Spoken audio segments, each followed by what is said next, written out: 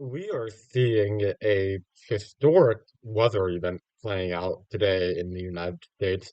A record-breaking, brutal blast of winter, cold, freezing, and wind has struck a very high portion of the country. And this blast was earlier felt in the Midwestern and Western states, and it has moved to the Northeast, where it's currently causing the most damage. And there, even though there are still power outages in Texas, because the independent Texas grid has not been able to fully power up everyone who was affected by these temperatures, power lines, certain systems failing as they have done multiple times before in Texas, but now we are at a point where the Midwest to West region is not getting hit as badly now, and it has moved to the northeast. In some parts of Maine, it feels like temperature reach is going to reach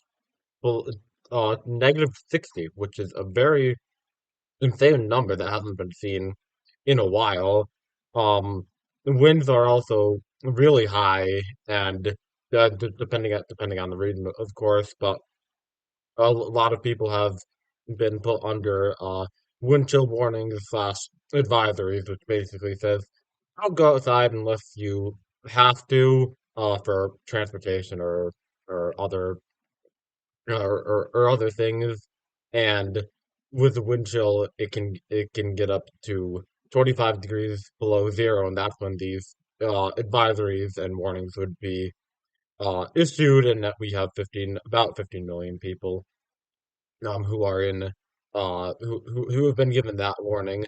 New York City, they have enacted a thing called Code Blue, which helps them, it's an emergency designation for homeless people, allows them to use the shelter system for emergency purposes. So that has been activated, and other big cities are taking similar steps to uh, provide public heating services for people who do not have adequate heating in their own homes. And you're seeing places like Boston and Hartford and other major cities in the Northeast are doing this exact same thing.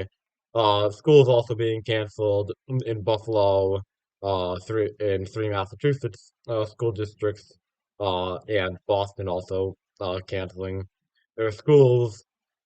As this article points out, this comes just shortly after the really bad winter storm that hit Buffalo the hardest just a few weeks ago, where 39 people dead. We had at least 10 people dead in Texas at through this thing, and we're still getting reporting for all the damage and destruction in the Northeast.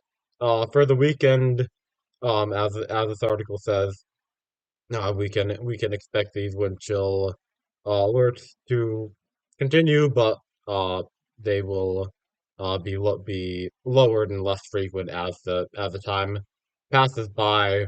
Um, and obviously that's a good thing for people who are concerned with the cold. But when just another example of an historic extreme weather event happening just within the second time within around a calendar month period after the first one happened in Buffalo. So these extreme weather events are certainly something that we need to look out for, and we need better preparations and uh, more systems in place as these types of events seem to become more frequent.